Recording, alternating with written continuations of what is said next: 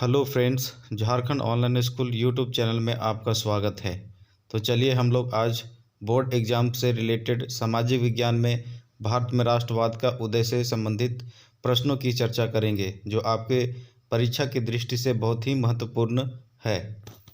तो चलिए हम लोग वीडियो को शुरू करते हैं। लेकिन वीडियो को शुरू करने से पहले अगर आप हमारे चैनल में नए हैं तो हमारे चैनल को सब्सक्राइब करें और साथ में बेल आइकन को दबाना ना भूलें और साथ ही अपने मित्रों को भी शेयर करें। तो चलिए हम लोग वीडियो को शुरू करते हैं। तो पहला प्रश्न है आपके सामने कि प्रथम विश्व युद्ध कब प्रारंभ हुआ था। तो प्रथम विश्व युद्ध कब प्रारंभ हुआ था, तो ये प्रथम विश्व युद्ध 1914 से 18 तक चला था। तो ये प्रारंभ कब हुआ था, 1914 में प्रारंभ हुआ था। नेक्स्ट है प्रथम विश्व युद्ध कब से कब तक चला था। तो प्रथम विश्व युद्ध कब से कब तक चला था, तो ये प्रथम विश्व युद्ध है, ये 1914 से लेकर 1918 तक चला था।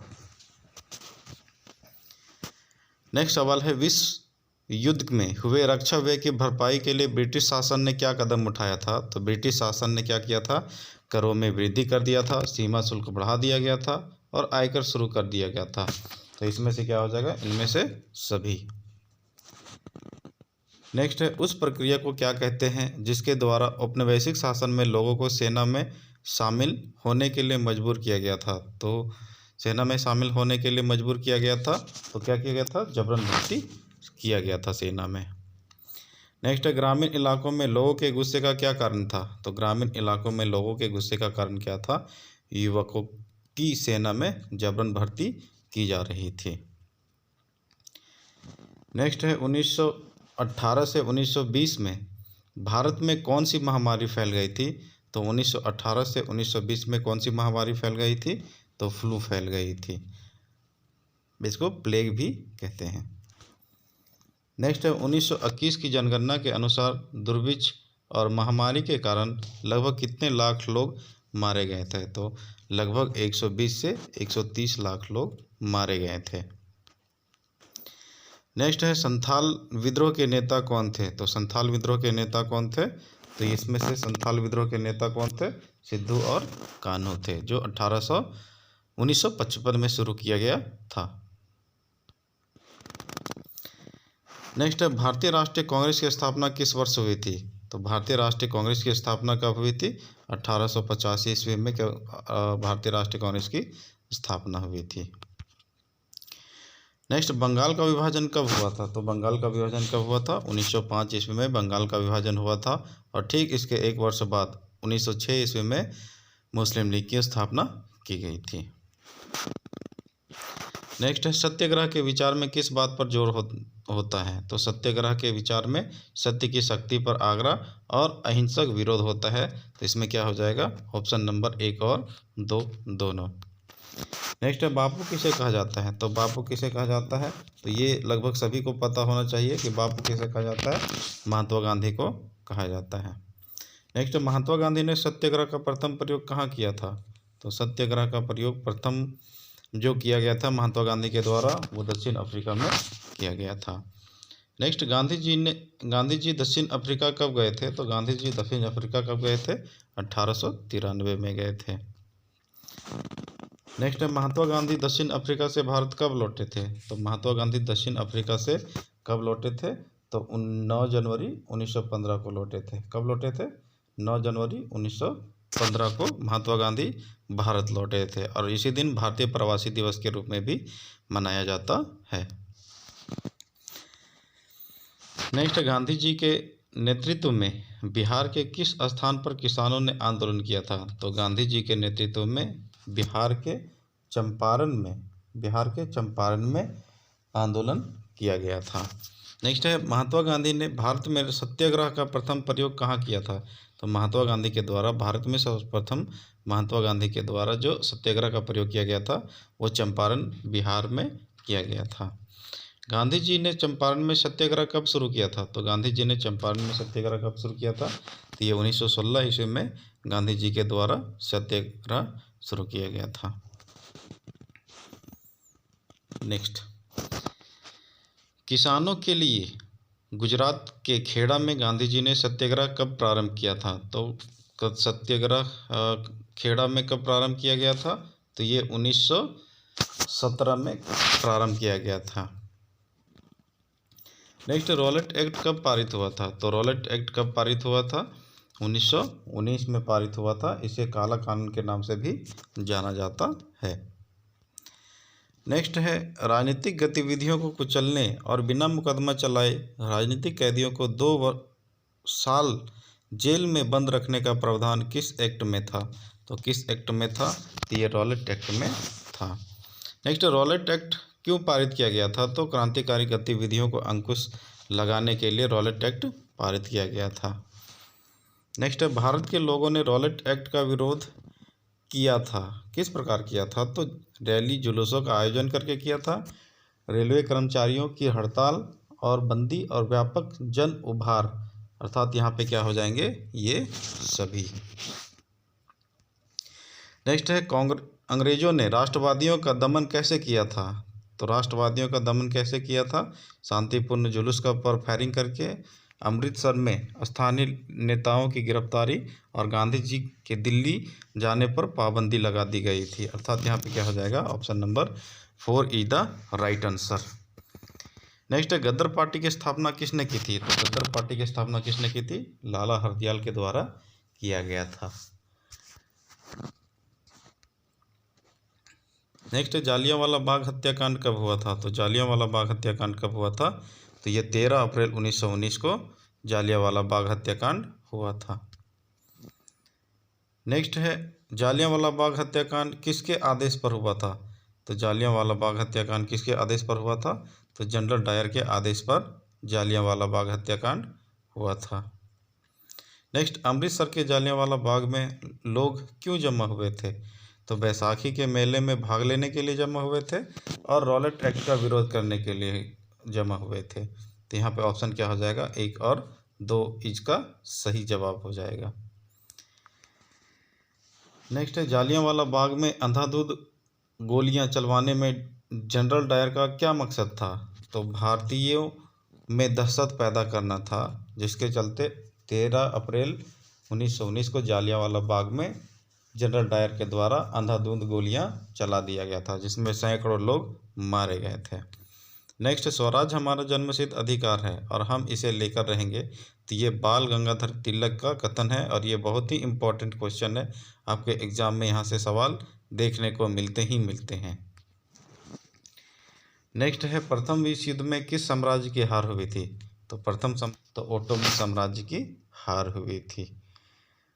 नेक्स्ट, खिलाफत समिति का गठन बम्बई में किस वर्ष किया गया था? तो खिलाफत कमेटी का बम्बई में किस वर्ष किया गया था?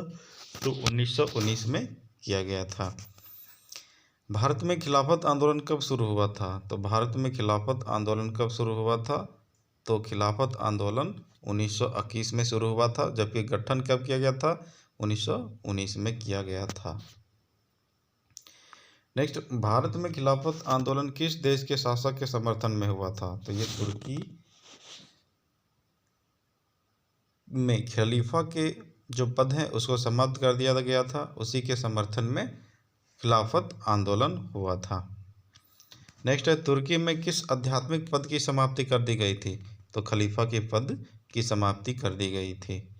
नेक्स्ट है, खिलाफत आंदोलन के प्रमुख नेता कौन थे? तो मौलाना मोहम्मद अली और मौलाना शौकत अली दोनों थे।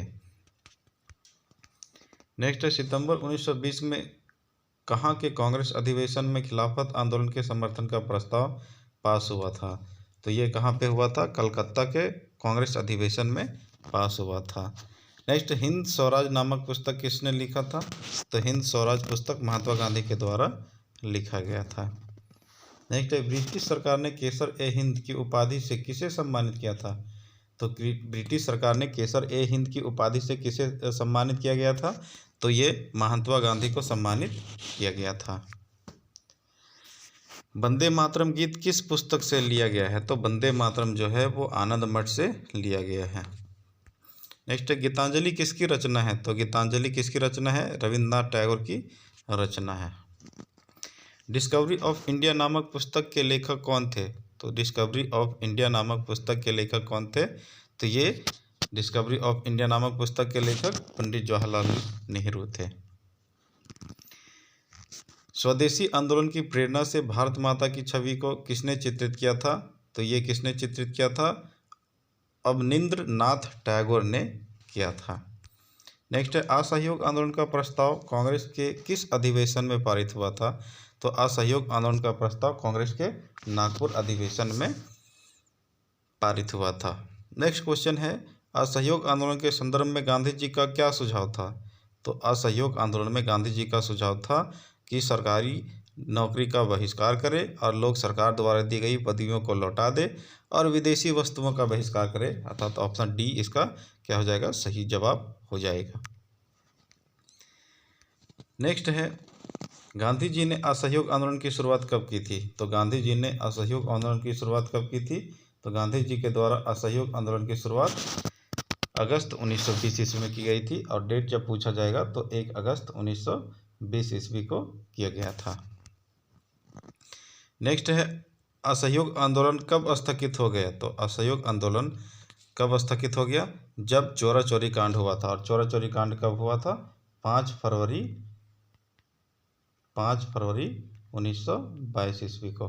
और इसके बाद गांधी जी के द्वारा असहयोग आंदोलन वापस ले लिया गया। तो इसमें क्या हो जाएगा? इसमें सभी जवाब गलत हैं, तो इसको एक बार अच्छे से देख लीजिएगा। नेक्स्ट है, असहयोग आंदोलन की समाप्ति किस घटना से हुई थी? तो असहयोग आंदोलन की समाप्ति कौन सी घटना से हुई थी?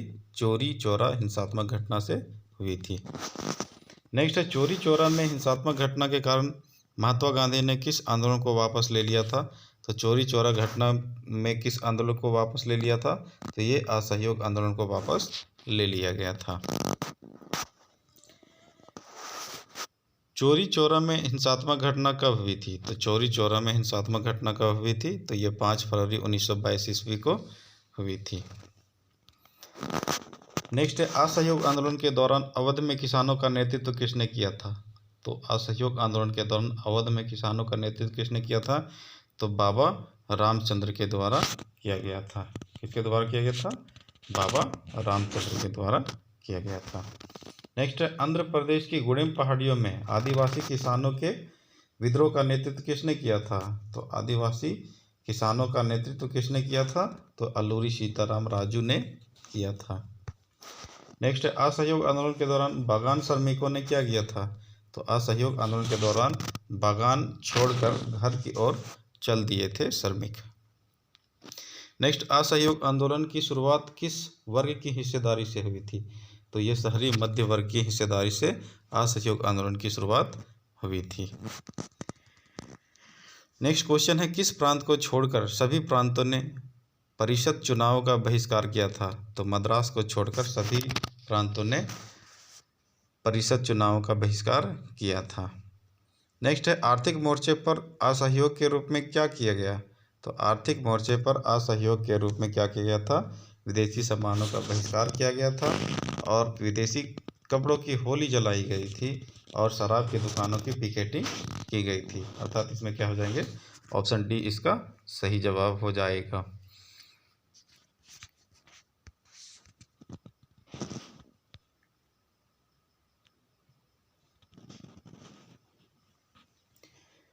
नेक्स्ट है, असहयोग आंदोलन के समय भारतीय कपड़ा मिलों और हथकरघों का उत्पादन बढ़ने का क्या कारण था? तो उत्पादन बढ़ने का कारण यह था कि विदेशी कपड़ों का बहिष्कार किया गया और खादी सस्ते होते थे या नए मिल स्थापित हुए, ये सभी।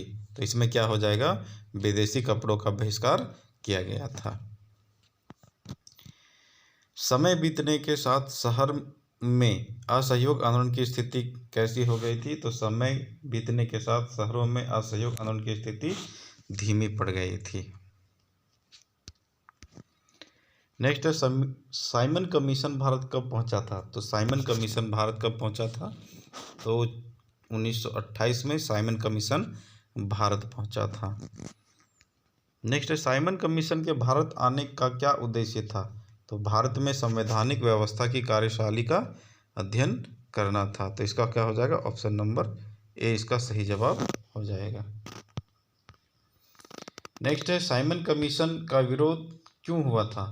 साइमन कमीशन का विरोध क्यों हुआ था? तो साइमन कमीशन में एक भी भारतीय नहीं थे। साइमन कमीशन में सारे के सारे अंग्रेज थे, एक भी भारतीय नहीं थे। नेक्स्ट, लॉर्ड इरविन ने भारत के भावी संविधान पर चर्चा के लिए किस आंदोलन का प्रस्ताव दिया था? तो लॉर्ड इरविन ने भारत के भावी संविधान पर चर्चा के लिए गोलमेज सम्मेलन का प्रस्ताव दिया था। किस सम्मेलन का प्रस्ताव दिया था? गोलमेज सम्मेलन का प्रस्ताव दिया था। दिसंबर 1929 में कांग्रेस के लाहौर अधिवेशन के अध्यक्ष कौन थे? तो लाहौर अधिवेशन के अध्यक्ष कौन थे? पंडित जवाहरलाल नेहरू थे। नेक्स्ट, 1929 के लाहौर अधिवेशन में पूर्ण स्वराज के अंतर्गत कब स्वतंत्रता दिवस मनाने का निर्णय हुआ था? तो लाहौर के कांग्रेस का जो अधिवेशन हुआ था उसमें पूर्ण स्वराज के अंतर्गत कब स्वतंत्रता दिवस मनाने का निर्णय लिया गया था? तो ये 26 जनवरी 1930 को रावी नदी के किनारे मनाने का निर्णय लिया गया था। नेक्स्ट है, दांडी यात्रा के समय ब्रिटिश सरकार से गांधी जी की प्रमुख मांग क्या थी? तो क्या थी? नमक पर कर को खत्म कर देना, क्योंकि नमक का उपयोग सभी वर्गों के लोगों के द्वारा किया जाता है। नेक्स्ट, गांधी ने नमक कानून कब भंग किया था? तो गांधी जी के द्वारा नमक कानून कब भंग किया गया था? तो 6 अप्रैल 1930 को गांधी जी के द्वारा नमक बनाकर नमक कानून को भंग कर दिया गया था। नेक्स्ट, सविनय अवज्ञा आंदोलन कब और किस यात्रा से प्रारंभ हुआ था? तो सविनय अवज्ञा आंदोलन 1930 को दांडी यात्रा से प्रारंभ किया गया था।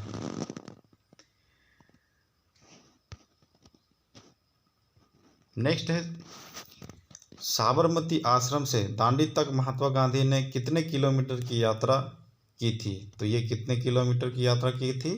तो ये 240 किलोमीटर की यात्रा तय की गई थी।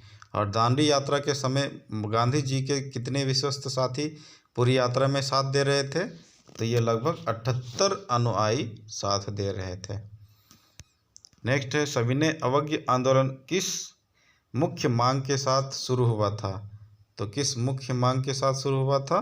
तो नमक कानून की समाप्ति के साथ शुरू हुआ था।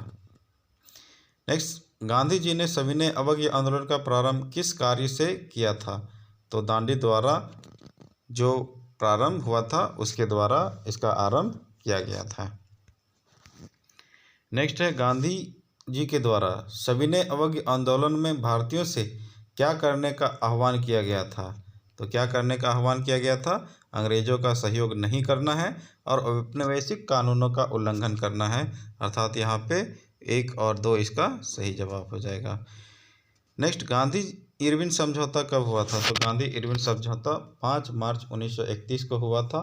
ये भी क्वेश्चन आपका कई बार एग्जाम में पूछा गया है।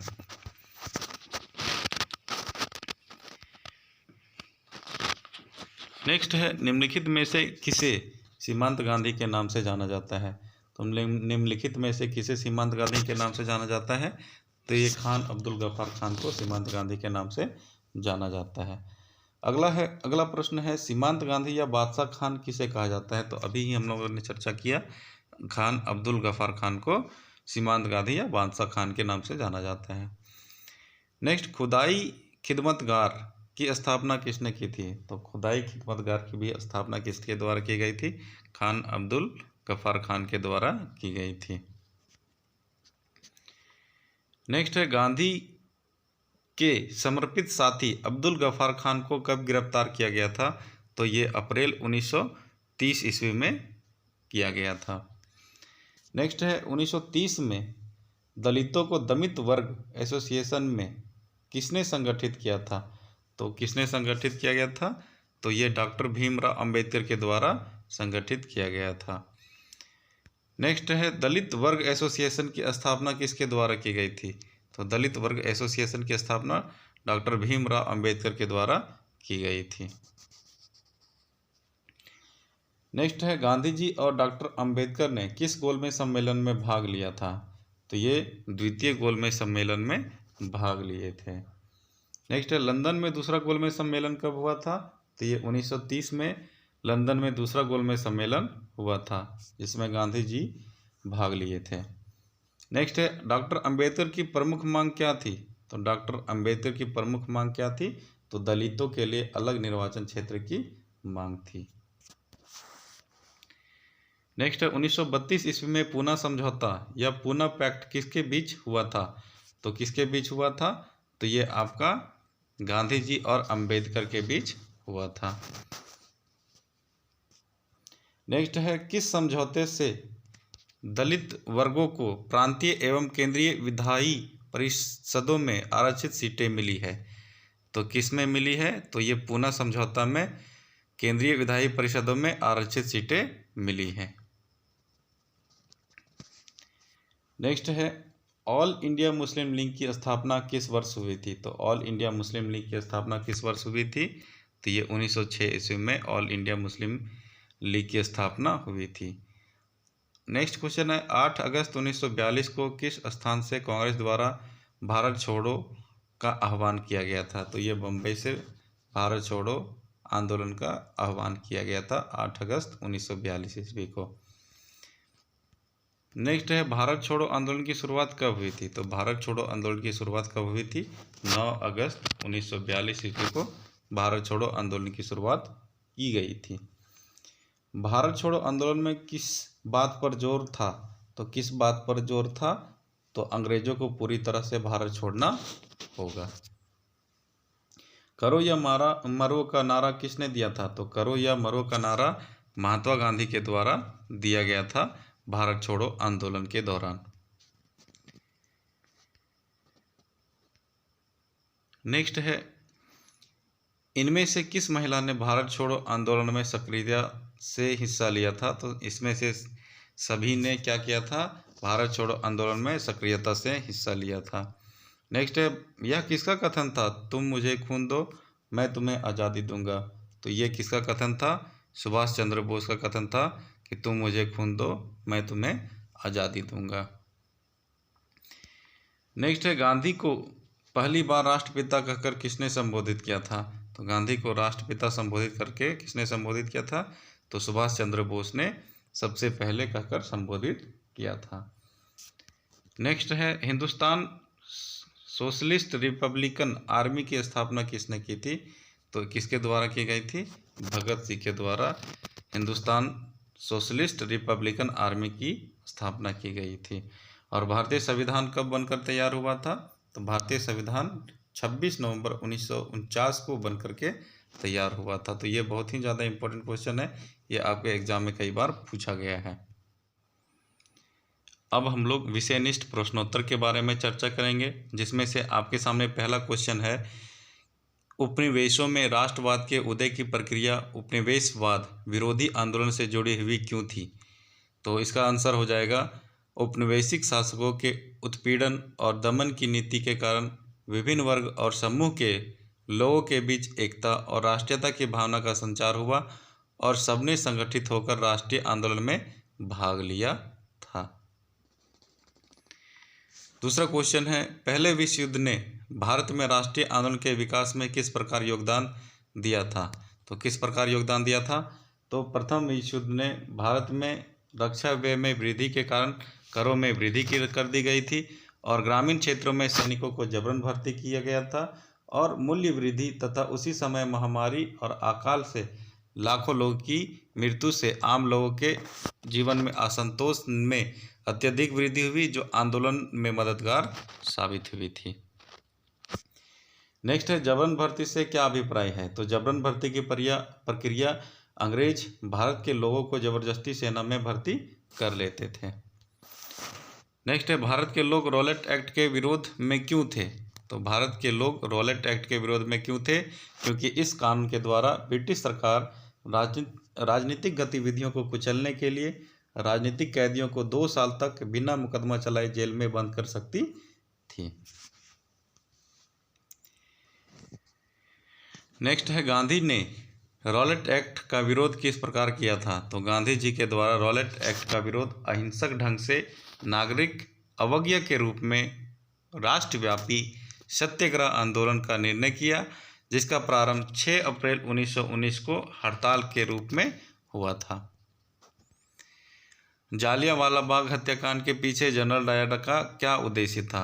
तो जनरल डायर के अनुसार वह सत्याग्रहियों के दिमाग में दहशत का भाव पैदा करके एक नैतिक प्रभाव उत्पन्न करना चाहते थे। नेक्स्ट है, महात्मा गांधी खिलाफत आंदोलन के पक्ष में क्यों थे? तो महात्मा गांधी खिलाफत आंदोलन के द्वारा हिंदू मुस्लिम एकता स्थापित करना चाहते थे ताकि राष्ट्रीय आंदोलन को अधिक से अधिक जन समर्थन प्राप्त हो सके। अगला क्वेश्चन है, भारतीय मुसलमानों द्वारा खिलाफत आंदोलन क्यों शुरू किया गया था? तो पहले विश्व युद्ध में ओटोमन साम्राज्य की हार के बाद अफवाहें फैली हुई थी कि इस्लामिक विश्व के खलीफा ओटोमन सम्राट पर एक बहुत सख्त शांति संधि थोपी जाएगी। अतः खलीफा की तत्कालीन शक्तियों की रक्षा के लिए भारत में मुसलमानों द्वारा खिलाफत आंदोलन शुरू किया गया था। अगला क्वेश्चन है, सत्याग्रह के विचार का क्या मतलब है? तो सत्याग्रह के विचार का मतलब है सत्य की शक्ति पर आग्रह पर जोर दिया जाता है, जिसका अर्थ है कि अगर उद्देश्य सच्चा है, संघर्ष अन्याय के खिलाफ है, तो बिना शारीरिक आक्रामकता और हिंसा के अत्याचारी से मुकाबला किया जा सकता है तथा अंततः सत्याग्रही केवल अहिंसा के सहारे भी संघर्ष में सफल हो सकता है।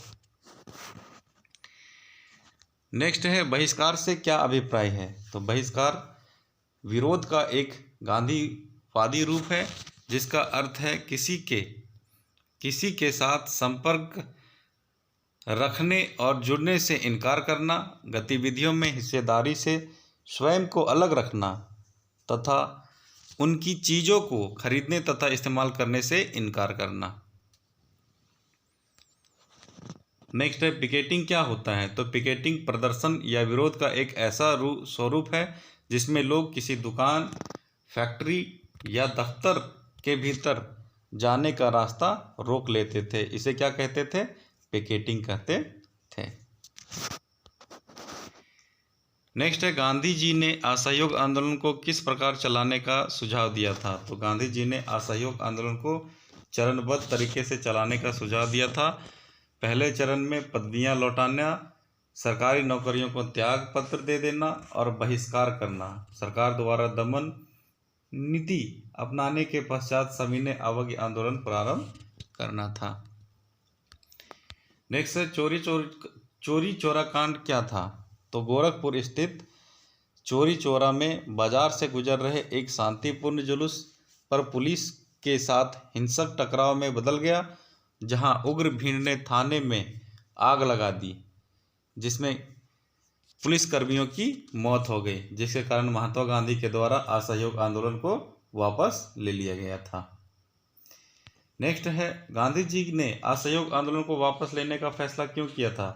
तो गांधी जी चोरी चोरा की घटना से महात्मा गांधी को लगा कि आंदोलन हिंसक होते जा रहा है, अतः फरवरी 1922 में उन्होंने असहयोग आंदोलन को रोकने का फैसला किया था। बेगार का क्या अर्थ है? तो बेगार का क्या अर्थ है? बिना किसी पारिश्रमिक के किसी के द्वारा काम करवाना बेगार कहलाता है। मतलब उसको रुपया पैसा नहीं देना और फिर भी उसको काम करना पड़ता था। नेक्स्ट है, गिरमिटिया मजदूर किसे कहा जाता है? तो गिरमिटिया मजदूर किसे कहा जाता है? तो औपनिवेशिक शासन के दौरान भारत से बहुत से लोगों को एग्रीमेंट अर्थात अनुबंध पर काम करने के लिए फिजी, गयाना, वेस्ट इंडीज आदि स्थानों पर ले जाया गया था। एग्रीमेंट को ये मजदूर गिरमिटिया कहने लगे, जिसे आगे चलकर इन मजदूरों को गिरमिटिया मजदूर कहा जाने लगा था। नेक्स्ट है, बरदौली सत्याग्रह क्या था? तो बरदौली सत्याग्रह 1928 में वल्लभ भाई पटेल ने गुजरात के बरदौली तालुका में भू राजस्व को बढ़ाने के खिलाफ किसान आंदोलन का नेतृत्व किया था और यह बरदौली सत्याग्रह के नाम से जाना जाता है। नेक्स्ट है, स्वराज पार्टी का गठन क्यों और किसके लिए किया गया था? तो स्वराज पार्टी का गठन क्यों और किसके द्वारा किया गया था? तो परिषद राजनीति अर्थात चुनाव लड़कर परिषदों में जाने के लिए मोतीलाल नेहरू और CR दास के द्वारा स्वराज पार्टी की स्थापना की गई थी। साइमन कमीशन भारत कब आया था? तो साइमन कमीशन भारत कब आया था? तो 1928 को ये भारत वापस आया था।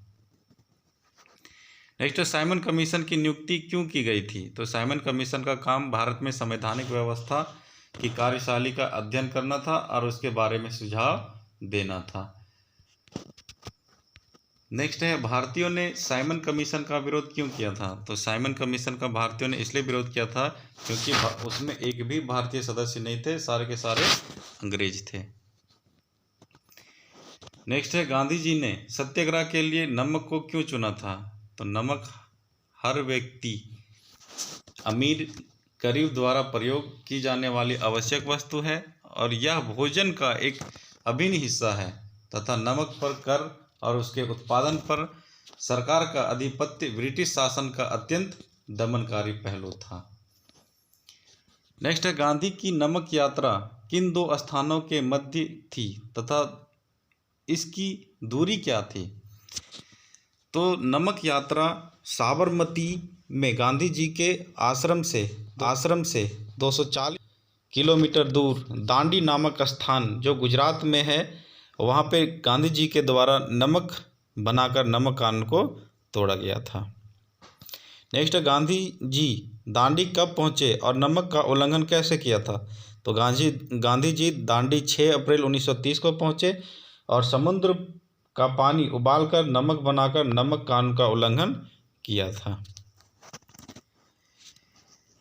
नेक्स्ट, गांधी जी और लॉर्ड इरविन में समझौता कब हुआ था? तो गांधी जी के द्वारा लॉर्ड इरविन और महात्मा गांधी के द्वारा 5 मार्च 1931 को समझौता हुआ था, जिसे गांधी इरविन समझौता भी कहा जाता है।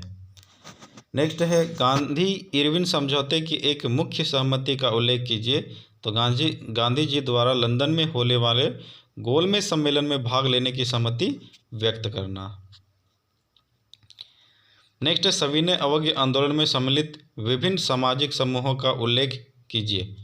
तो गांवों में संपन्न किसान समुदाय जैसे गुजरात के पाटीदार, उत्तर प्रदेश के जाट, गरीब किसान, व्यवसायी वर्ग, नागपुर के औद्योगिक श्रमिक वर्ग और महिलाएं थे। नेक्स्ट है, पुना पैक्ट क्यों किया गया था? तो पुना पैक्ट ब्रिटिश सरकार द्वारा डॉक्टर अंबेडकर की दलितों के लिए अलग प्रतिनिधित्व की मांग को मनाने के पश्चात गांधी जी ने इसके विरुद्ध आमरण अनशन शुरू कर दिया। डॉक्टर अंबेडकर ने गांधी जी के सुझाव को मान लिया और पुना पैक्ट हुआ था। नेक्स्ट है, पुना पैक्ट का मुख्य परिणाम क्या निकला था? तो पुना पैक्ट का मुख्य परिणाम निकला था कि पुना पैक्ट के अनुसार दलित वर्गों को प्रांतीय और केंद्रीय विधायी परिषदों में आरक्षित सीटें दी गई, परंतु उनका मतदान समान ही क्षेत्रों में था। नेक्स्ट है, भारत में सामूहिक अपनेपन की भावना में किन बातों का योगदान रहा था? तो भारत में सामूहिक अपनेपन की भावना में किन बातों का योगदान था? तो संयुक्त संघर्ष व सांस्कृतिक प्रक्रियाएं जैसे इतिहास, साहित्य, लोक कथाएं, गीत, चित्र व प्रतीक जो सामूहिक अपनेपन का भाव पैदा करता था। नेक्स्ट है, उपनिवेशों में राष्ट्रवाद के उदय की प्रक्रिया उपनिवेशवाद विरोधी आंदोलन से जुड़ी हुई क्यों थी? कारण बताइए। तो ये आपके एग्जाम पॉइंट ऑफ व्यू से बहुत ही इम्पोर्टेंट प्रश्न हो जाता है और ये आपके एग्जाम में कई बार पूछा जा चुका है। तो इसका आंसर है, उपनिवेशों में आधुनिक राष्ट्रवाद के उदय की परिघटना उपनिवेशवाद विरोधी आंदोलन के साथ गहरे तौर पर जुड़ी हुई थी। भारत में भी आधुनिक राष्ट्रवाद एक सामूहिक अपनेपन के भाव का उदय इसी कारण हुआ और उपनिवेशिक शासकों के खिलाफ संघर्ष के दौरान लोगों में आपसी एकता की भावना का संचार हुआ। सभी जाति, वर्ग और संप्रदायों के लोग विदेशी सत्ता के विरुद्ध संघर्ष के लिए एकजुट हुए थे और उत्पीड़न और दमन के साझा भाव ने विभिन्न समूहों को एक दूसरे से बांध दिया था। इस प्रकार औपनिवेशिक शासन के खिलाफ लोग एक हुए तथा उसमें राष्ट्रवाद के आदर्श का बोध जागृत हुआ था। और चौथा पॉइंट है, इसमें स्थानीय लोगों में राष्ट्रवादी और उदारवादी विचारों के आदान प्रदान के लिए एक अच्छा प्लेटफॉर्म प्रदान किया और राष्ट्रवादी भावना के जागरण से उपनिवेशों में किसी अन्य राष्ट्र की पराधीनता के विरुद्ध आंदोलन की पृष्ठभूमि तैयार हुई। इस प्रकार उपनिवेश विरोधी आंदोलन सभी उपनिवेशों में राष्ट्रवाद के विकास की प्रजनन भूमि बना। अगला क्वेश्चन है कि पहले विश्व युद्ध ने भारत में राष्ट्रीय आंदोलन के विकास में किस प्रकार योगदान दिया था, व्याख्या कीजिए। तो किस प्रकार योगदान दिया था उसके विषय में हम लोग चर्चा करेंगे। तो युद्ध व्यय की पूर्ति के लिए ब्रिटेन ने अपनी उपनिवेशों पर अतिरिक्त कर भार आरोपित किए, जिसके परिणाम स्वरूप उपनिवेशों में आर्थिक राजनीतिक स्थिति उत्पन्न हुई और सरकार की आर्थिक नीतियों से वस्तुओं की कीमतों में अप्रत्याशित रूप से वृद्धि हुई थी और भारी संख्या में भारतीय सैनिकों को युद्ध में झोंक दिया था और गांवों में सिपाहियों को जबरन भर्ती किया गया था। देश के कई भागों में फसलें नष्ट हो गई थी, जिसके परिणाम स्वरूप खाद्यान्नों की कमी हो गई थी तथा कई क्षेत्रों में अकाल पड़ गए। इसी बीच फ्लू जैसी बीमारी फैल गई, जिससे भारी संख्या में लोग मारे गए थे। उपर्युक्त परिस्थितियों के प्रति सरकार का रुख न सिर्फ उदासीन बल्कि असहयोगात्मक रहा, जिसके परिणाम स्वरूप लोगों में सरकार के प्रति असंतोष और विरोध का भाव पनपा तथा लोग राष्ट्रवादी आंदोलन के लिए मजबूर हुए थे। अगला है, सत्याग्रह के विचार का क्या मतलब है, अर्थात सत्याग्रह से आप क्या समझते हैं। तो इसका आंसर के विषय में हम लोग चर्चा करेंगे। तो सत्याग्रह एक आधुनिक राजनीतिक दर्शन है जिसका प्रतिपादन महात्मा गांधी ने ब्रिटिश शासन के खिलाफ संघर्षों में किया था। अगला है, सत्याग्रह के विचार में सत्य की शक्ति पर आग्रह और सत्य की खोज पर जोर दिया जाता है और इसका सीधा अर्थ था कि सच्चे उद्देश्य के लिए अन्याय के खिलाफ किसी प्रकार के शारीरिक बल के प्रयोग की आवश्यकता नहीं है। प्रतिशोध की भावना या आक्रामकता का सहारा लिए बिना केवल अहिंसा के बल पर अन्याय की चेतना को जागृत कर उद्देश्य की प्राप्ति की जा सकती है। अहिंसा सत्याग्रह का मूल मंत्र था और अहिंसा के बल पर उत्पीड़क अथवा अन्याय को सत्य को स्वीकार करने के लिए विवश ही सत्याग्रह है, क्योंकि अंततः सत्य की ही क्या होती है, विजय होती है। तो सत्याग्रह से आप क्या समझते हैं, आपको अच्छी तरह से समझ में आ गया होगा। नेक्स्ट, रॉलेट एक्ट क्या था। तो भारत के रॉलेट एक्ट के विरोध में क्यों थे। तो रॉलेट एक्ट भारत में ब्रिटिश शासन के हो रहे प्रतिरोधों के खिलाफ ब्रिटेन के इंपीरियल लेजिस्लेटिव काउंसिल ने 1919 ईस्वी में एक कानून पारित किया जिसे रॉलेट एक्ट के नाम से जाना गया और इस कानून के द्वारा सरकार को राजनीतिक गतिविधियों को कुचलने और राजनीतिक कैदियों को 2 साल तक बिना मुकदमा चलाए जेल में बंद रखने का अधिकार मिला। इसी कारण भारतीयों ने रॉलेट एक्ट का विरोध किया था। अगला सवाल है, रॉलेट एक्ट क्या था। गांधी जी ने रॉलेट एक्ट का विरोध किस प्रकार किया था। भारत ने रॉलेट एक्ट का विरोध किस प्रकार किया था। तो अभी हम लोग चर्चा किया कि भारत में रॉलेट एक्ट का प्रखर विरोध हुआ और गांधी जी ने इस अन्यायपूर्ण कानून के खिलाफ अहिंसक ढंग से नागरिक अवज्ञा करने की घोषणा की और इस नागरिक अवज्ञा को 6 अप्रैल से एक हड़ताल के साथ प्रारंभ होना निश्चित किया गया था और रॉलेट एक्ट के खिलाफ विभिन्न शहरों में रैलियों एवं जुलूसों का आयोजन किया गया और रेलवे कामगार हड़ताल पर चले गए और दुकानें स्वतः बंद हो गई और टेलीग्राफ सेवा बाधित कर दी गई। इस प्रकार से अव्यवस्था का आलम फैल गया था।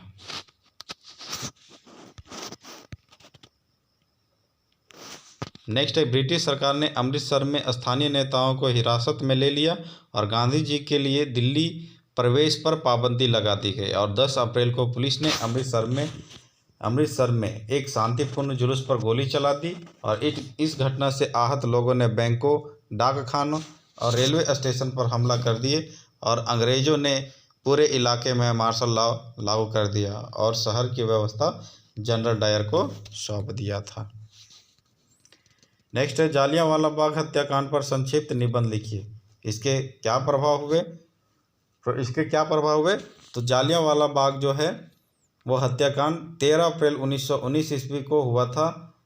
उस दिन अमृतसर में सारे गांव वाले सालाना बैसाखी के मेले में शिरकत करने के लिए जालियांवाला बाग के मैदान में जमा हुए थे और लोगों द्वारा सरकार के किए गए दमनकारी कानून लॉरेट एक्ट का विरोध करने के लिए एकत्रित हुए थे। यह मैदान चारों तरफ से बंद था और शहर से बाहर होने के कारण लोगों को यहाँ पता नहीं था कि इलाके में मार्शल लॉ लागू किया जा चुका है। अगला है, जनरल डायर हथियारबंद सैनिकों के साथ वहां पहुंचा और उसने मैदान से बाहर निकलने के रास्ते को बंद कर दिया और इसके बाद उसके सिपाहियों ने भीड़ पर अंधाधुंध गोलियां चला दी, जिसमें सैकड़ों लोग मारे गए। और इसका परिणाम क्या हुआ?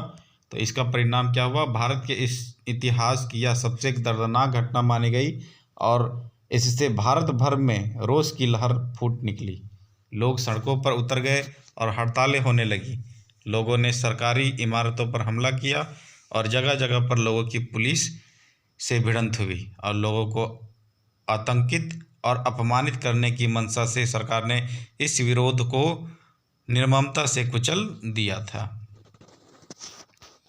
नेक्स्ट, खिलाफत आंदोलन पर एक संक्षिप्त टिप्पणी लिखिए। तो खिलाफत आंदोलन प्रथम विश्व युद्ध में ओटोमन तुर्की को भारी पराजय का मुंह देखना पड़ा था और अंग्रेजों ने यह घोषणा की कि मुस्लिम जगत के आध्यात्मिक नेता खलीफा का पद समाप्त कर दिया जाएगा और दुनिया भर के मुसलमानों ने इसका तीव्र विरोध किया था। और भारत में खलीफा को बनाए रखने के लिए अली बंधुओं ने खिलाफत कमेटी का गठन किया और 19 अक्टूबर 1919 को खलीफा पद की समाप्ति के खिलाफ खिलाफत आंदोलन शुरुआत हुई और गांधी जी ने इसे हिंदू मुस्लिम को एक मंच पर लाने का अवसर समझा तथा 1920 ईस्वी में कांग्रेस के कलकत्ता अधिवेशन में खिलाफत आंदोलन में सहयोग करने की घोषणा की गई थी।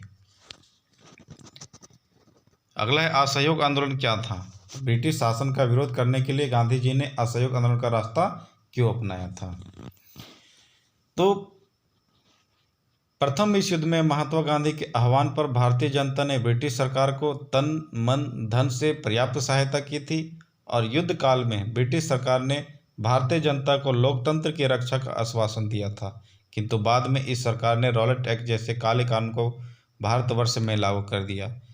निराश इसी दशा में संपूर्ण देश में असंतोष का वातावरण गरमा गया और लोगों ने जगह जगह पर हड़तालों के द्वारा अपने अपने असंतोषों की अभिव्यक्ति और विरोध का प्रदर्शन किया और सरकार ने इस विरोधों को और हड़तालों को क्रूरतापूर्वक दमन कर दिया था। और इसी समय 1919 ईस्वी में जालियांवाला बाग की लोमहर्षक और हृदय विद्रक घटना घटी और उन्होंने इस निष्कर्ष पर पहुंचा कि गांधी जी के द्वारा महात्मा गांधी ने इस स्थितियों का सूक्ष्मता एवं गंभीरता का आकलन किया और इस आकलन ने उन्हें इस निष्कर्ष पर पहुंचाया कि यदि जनता किसी भी कार्य में सरकार से सहयोग ना करे तो सरकार नहीं चल सकती है। जन असहयोग के फलस्वरूप विवश होकर सरकार को जनता की मांगे माननी पड़ेगी और स्वराज की स्थापना हो जाएगी।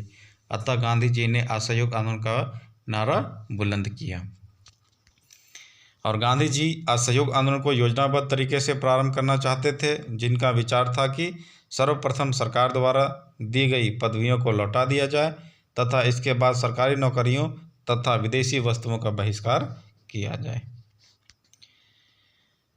नेक्स्ट है, असहयोग आंदोलन असफल क्यों हुआ था? तो ये भी आपका बहुत ही इंपॉर्टेंट क्वेश्चन है।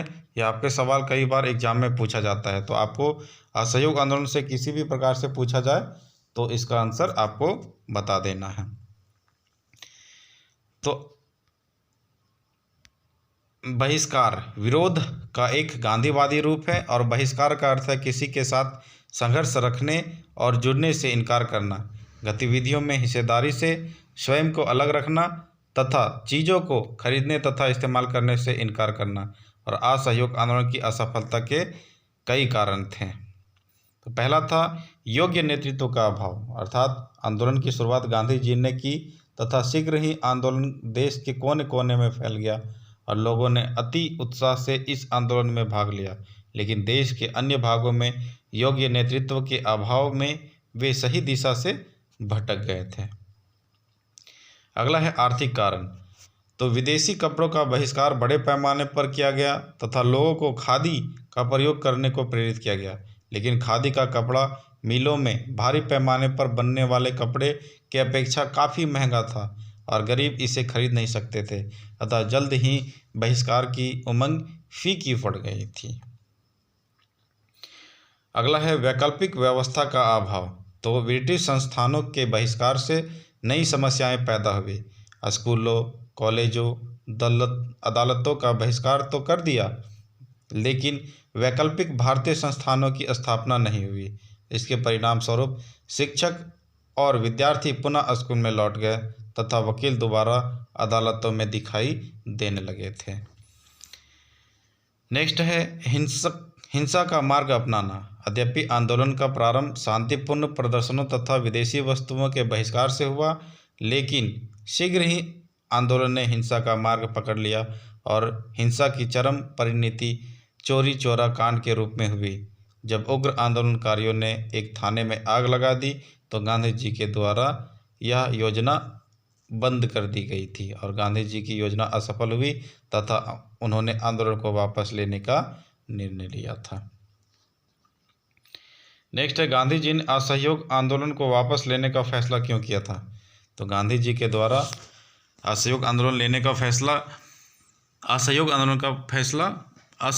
का प्रारंभ गांधी जी ने असहयोग आंदोलन को वापस लेने का फैसला क्यों लिया। तो असहयोग आंदोलन का प्रारंभ शहरी शिक्षित एवं मध्य वर्ग की हिस्सेदारी से हुआ, जहां इसका स्वरूप नियंत्रित एवं अहिंसक था। जैसे जैसे यह आंदोलन देश के भीतरी अथवा ग्रामीण इलाकों में फैला, इसका स्वरूप अनियंत्रित एवं हिंसक होता गया और स्वराज के प्रति अति उत्साह ने शांतिपूर्ण असहयोग को हिंसक टकराव में बदल दिया। और असहयोग आंदोलन के दौरान गोरखपुर स्थित चौरी चौरा बाजार से गुजर रहे एक शांतिपूर्ण जुलूस पुलिस के साथ हिंसक टकराव में बदल गया और लोगों ने थाने में आग लगा दी, जिसके परिणाम स्वरूप कुछ पुलिसकर्मियों की मौत हो गई। इस घटना को चौरी चौरा कांड के नाम से जाना जाता है और आंदोलन को हिंसा का मार्ग पकड़ते देख गांधी जी ने इसे वापस लेने का फैसला लिया था। नेक्स्ट है असहयोग आंदोलन में भारतीयों द्वारा अपनाए गए विभिन्न तरीकों का उल्लेख करें। तो गांधी जी असहयोग आंदोलन को योजनाबद्ध तरीके से प्रारंभ करना चाहते थे। उनका विचार था कि सर्वप्रथम सरकार द्वारा दी गई पदवियों को लौटा दिया जाए तथा उनके बाद सरकारी नौकरी तथा विदेशी वस्तुओं का बहिष्कार किया जाए। और असहयोग आंदोलन का प्रारंभ शहरी मध्य वर्ग की हिस्सेदारी से प्रारंभ हुआ और विद्यार्थियों ने स्कूल कॉलेज छोड़ दिए, शिक्षकों ने त्यागपत्र दे दिया और वकीलों ने मुकदमे लड़ने बंद कर दिए तथा मद्रास के अतिरिक्त प्रायः सभी प्रांतों में परिषद चुनावों का बहिष्कार किया गया था और विदेशी वस्तुओं का बहिष्कार किया गया। शराब की दुकानों की पिकेटिंग की गई थी तथा विदेशी कपड़ों की होली जलाई गई थी और व्यापारियों ने विदेशी व्यापार में पैसा लगाने से इनकार कर दिया और देश की खादी का प्रचलन और उत्पादन बढ़ा। ग्रामीण इलाकों में जमींदारों को नाई धोबी की सुविधाओं से वंचित करने के लिए पंचायतों ने नाई धोबी बंद का फैसला किया। और नेक्स्ट है कारण बताएं क्यों शहर में असहयोग आंदोलन धीमा पड़ गया था। तो भारतीयों ने शुरू में बढ़ चढ़कर स्कूल, कॉलेज, सरकारी संस्थान एवं अदालतों का बहिष्कार किया, तो पर उसके स्थान पर शिक्षा एवं रोजगार की कोई वैकल्पिक व्यवस्था नहीं की थी। अतः शहरों में स्कूल, कॉलेजों में और वकील अदालतों में लौटकर सरकारी व्यवस्था में सहयोग देने लगे और भारतीय खादी कपड़े विदेशी कपड़ों से महंगे होते थे, इस कारण से शहर के गरीब पुनः विदेशी मीलों के कपड़े पहनने लगे थे। नेक्स्ट है नमक सत्याग्रह और सविनय अवज्ञा आंदोलन। तो साइमन कमीशन क्या था? तो साइमन कमीशन भारत में इसका विरोध क्यों किया गया था? तो 1927 ईस्वी में ब्रिटेन की टोरी सरकार ने भारत में राष्ट्रवादी आंदोलन के जवाब में एक वैधानिक आयोग का गठन किया, जिसे साइमन कमीशन के नाम से जाना जाता है। और इस कमीशन की अध्यक्षता सर जॉन साइमन ने किया था। और इस आयोग का कार्य भारत में संवैधानिक व्यवस्था की कार्यशैली का अध्ययन करना एवं तदनुरूप सुझाव देना था। और इसके सभी सदस्य क्या थे? अंग्रेज थे। और भारत में इसका विरोध इसलिए किया गया कि इस आयोग में एक भी भारतीय सदस्य नहीं था, सारे सदस्य अंग्रेज थे। अतः 1928 में जब साइमन कमीशन भारत पहुंचा तो उसका स्वागत साइमन कमीशन वापस जाओ के नारों से किया गया था। और कांग्रेस और मुस्लिम लीग सभी पार्टियों ने प्रदर्शनों में हिस्सा लिया था। और पंजाब में लाला लाजपत राय ने इस आयोग के लिए प्रदर्शन का नेतृत्व किया और पुलिस ने उन पर इतनी लाठी बरसाई कि इस प्रहार से उनकी मृत्यु हो गई थी। नेक्स्ट है दांडी यात्रा से आप क्या समझते हैं? संक्षेप में लिखिए। तो दांडी यात्रा गांधी जी द्वारा अंग्रेजों द्वारा लाए गए नमक कर के विरोध में चलाया गया आंदोलन नमक आंदोलन के नाम से जाना जाता है। और इस आंदोलन के अंतर्गत गांधी जी ने अपने गिने चुने साथियों के साथ साबरमती आश्रम से 240 किलोमीटर दूर दांडी नामक तटीय कस्बे तक पैदल यात्रा की। और दांडी यात्रा द्वारा ही गांधी जी ने सविनय अवज्ञा आंदोलन की शुरुआत कर दी थी। 6 अप्रैल को दांडी पहुंचकर गांधी जी ने समुद्र के पानी को उबालकर नमक बनाया था और नमक कानून का उल्लंघन किया। दांडी यात्रा द्वारा ही गांधी जी ने सविनय अवज्ञा आंदोलन की शुरुआत की। और स्वतंत्रता के लिए देश को एकजुट करने के लिए गांधी जी ने नमक को एक शक्तिशाली प्रतीक के रूप में देखा। और नमक सर्वसाधारण के भोजन का एक अनिवार्य हिस्सा था।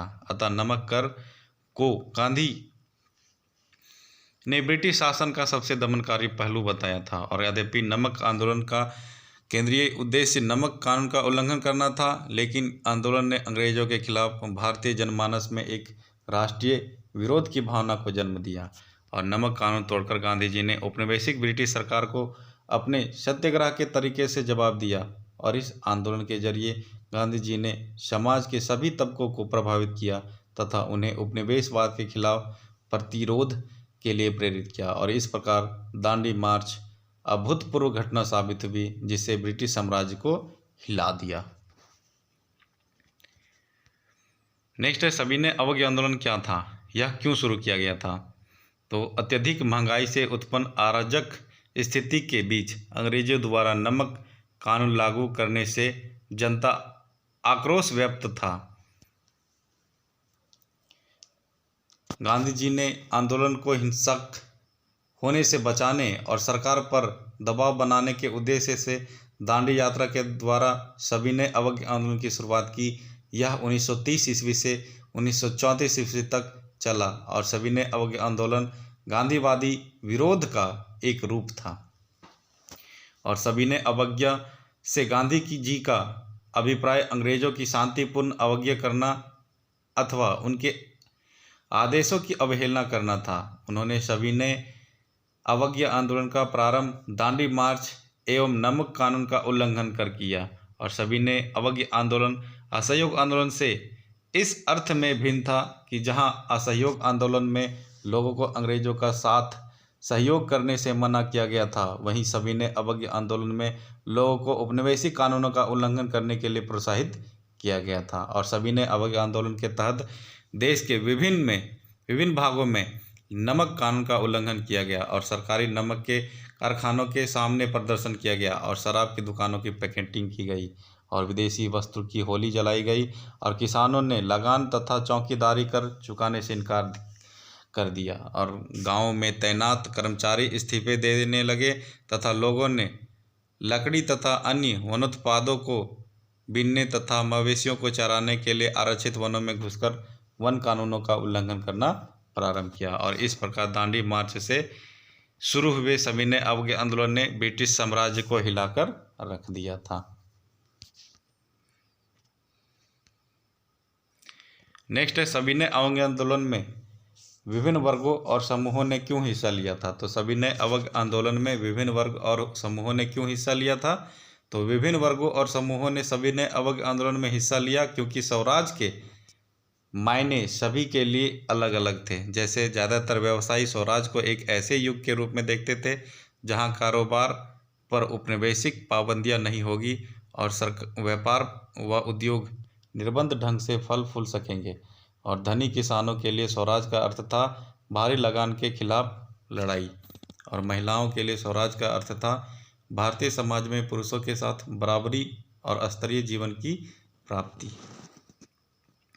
गरीब किसानों के लिए स्वराज का अर्थ था उनके पास स्वयं की जमीन होगी, उन्हें जमीन का किराया नहीं देना होगा और बेगार नहीं करनी पड़ेगी।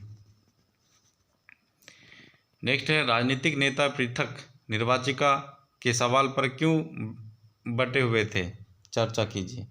तो राजनीतिक नेता भारत समाज में विभिन्न वर्ग समुदायों का प्रतिनिधित्व करते थे।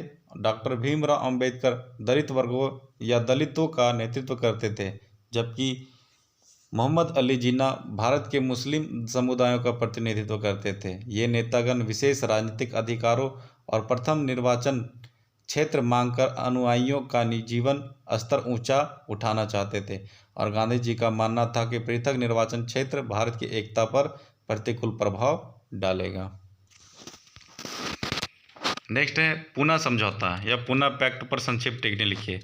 तो डॉक्टर अंबेडकर का मानना था कि दलित वर्ग की समस्याओं का समाधान तथा उनकी सामाजिक अपंगता का निवारण के लिए राजनीतिक सशक्तिकरण के द्वारा ही किया जा सकता है। अतः उन्होंने दलितों के लिए पृथक निर्वाचन क्षेत्र का जोर शोर से समर्थन किया और इस विषय पर गांधी जी ने उनका गंभीर विवाद हुआ और इसी बीच सरकार ने अंबेडकर की बात मान ली, जिसके विरोध में गांधी जी ने अमरण अनशन प्रारंभ कर दिया था। और अन्य राष्ट्रवादी नेताओं की मध्यस्थता से गांधी जी और अंबेडकर के बीच सितंबर 1932 ईस्वी में एक समझौता हुआ, जिसे पूना पैक्ट के नाम से जाना जाता है। और इस समझौते के अनुसार दलित वर्गों को प्रांतीय एवं केंद्रीय विधायी परिषदों में आरक्षित सीटें मिल गई। इनके लिए सामान्य मतदान निर्वाचन क्षेत्र में ही होने की मांग की गई थी। और इस प्रकार से आपका इम्पोर्टेंट क्वेश्चन जो है वो ख़त्म हो गया। तो आगे की वीडियो देखने के लिए हमारे चैनल में बने हुए रहें और चैनल को सब्सक्राइब करें। धन्यवाद।